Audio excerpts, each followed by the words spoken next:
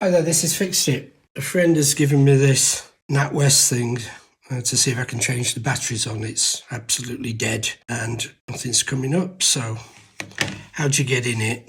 Well, it turns out that there are 4 very, very tiny screws. So let me see if I can get in and do those.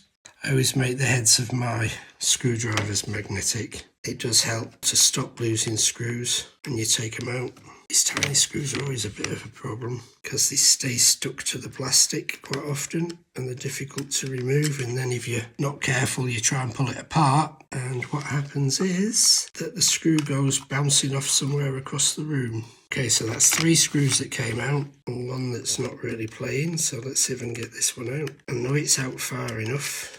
That's not rubbing, so what I have here is a neodymium magnet, which is great for doing that and also for collecting all the screws together and keeping them in one place. Right, so having done that, what we can now do is prise this apart. Looks like the back just comes off quite easily. And here we have the inside. Now, this is a bit confusing, I think you'd agree, because there's lots of screws. The batteries you can see are in there, but how do you actually get those batteries out? Now, if you're not careful, what you'd do is you'd start undoing some of these screws in order to get at that, and the whole thing would fall apart, which would be absolutely no good at all. But if you look carefully, it looks like this thing is on a slide. So if we slide that piece out, keep your fingers underneath so you can see. So gently, let's take these out of here.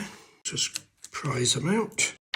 So that one there, and then this one I think we're going to have to get from the middle. Magnetic screwdriver helps. And then let's put in our batteries. Let's just check our new batteries. Let's see what these batteries were like. That one appears to be good. That one appears to be dead. So push those out of the way. Let's try these. That one's showing good. And this one's showing good. So then we'll fit these batteries so pretty much as they were. So this one here we'll put so that the positive side is down and make sure it goes underneath the arm there, and then the other one in the opposite direction, and just gently loop it underneath there, and then holding the batteries in place, turn that back over and slide it in. Now turn it over, hold it and press, and you can see it's saying insert card for menu. That's good. Make sure the back's on nicely, and then just stick the, so let's put the back on, screws back in. Let's say magnetising the screws I find to be really useful because it just means that you don't have the problem with them falling out. And it also enables you to set up the screw, although this one's not playing. If we're doing anything else, just check that it works again. There you go. Battery changed, fully functional, most likely last another 2 or 3 years at least. And then let's just have a look at the battery that said it was not bad and see how much power it's got on it. So 3-volt battery we're going for. So turn that back round to off because the timer's turned it off.